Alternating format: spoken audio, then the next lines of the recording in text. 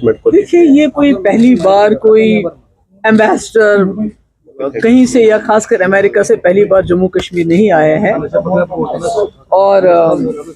सिर्फ फर्क ये है कि जब 2019 से पहले यहाँ कोई भी एम्बेसडर आते थे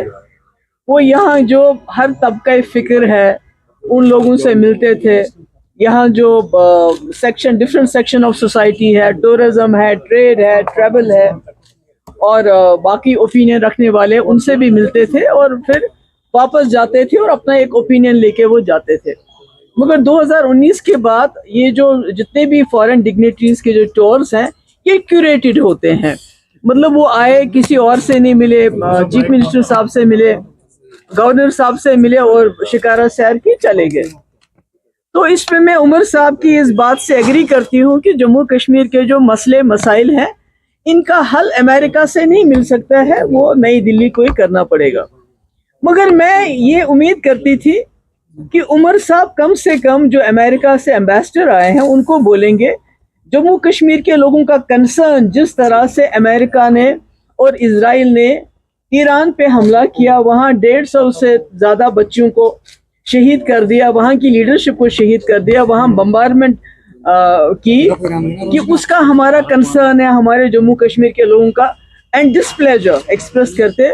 और साथ ही ये बताते कि अमेरिका को जिस तरह से मुस्लिम ममालिक में फसादात उठाता है, वहाँ बिला वजह हमले करता है, उससे जम्मू कश्मीर भी मुतासिर होता है। और दूसरी बात ये कि जब उमर साहब ये कहते हैं हमारे तमाम मसाइल का हल दिल्ली में है, तो उन मसलों की बात क्यों नहीं करते हैं? अभी जब मैं यहाँ आ रही थी तो मुझे मैसेज मिला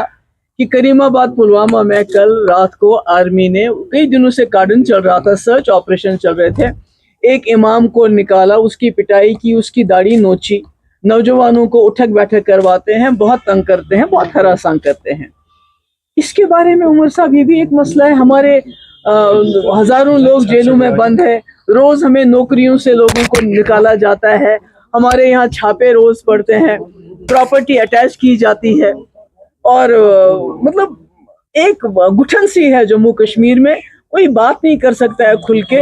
एक ऐसा माहौल बनाया गया है जिसमें लोगों का सांस लेना भी मुश्किल है। इसके बारे में उमर साहब बात कर सकते थे, ये तो वाशिंगटन से बात करने की जरूरत नहीं है। हाँ, जिस तरह मुफ्ती साहब ने दिल्ली को मनाया, वाजपेयी जी की सरकार थी, उन्होंने मनाया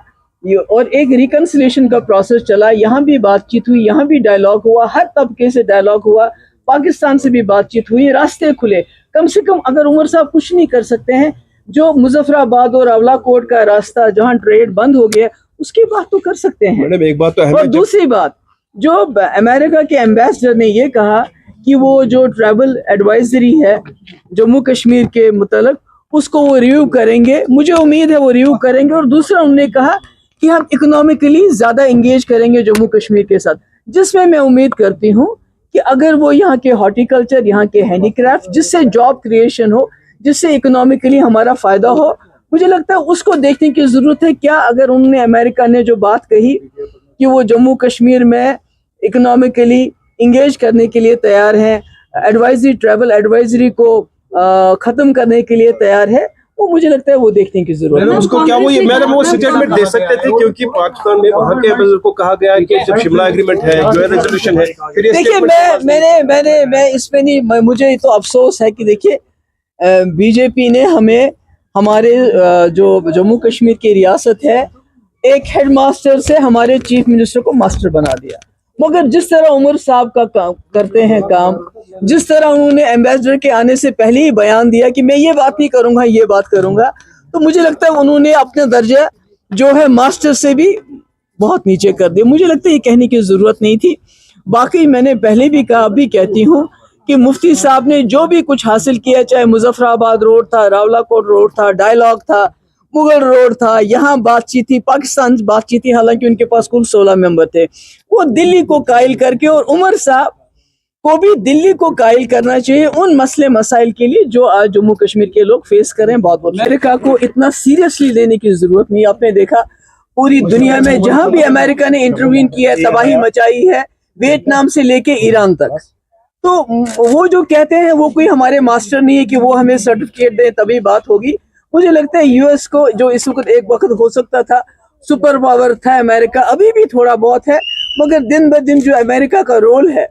پوری دنیا میں جو انہوں نے تباہی مچائی ہے، اس وجہ سے اس وقت امریکہ جو ہے اکنامکلی پولیٹیکلی وہ بہت نیچے جا رہا ہے، اس لیے we should not take it so seriously.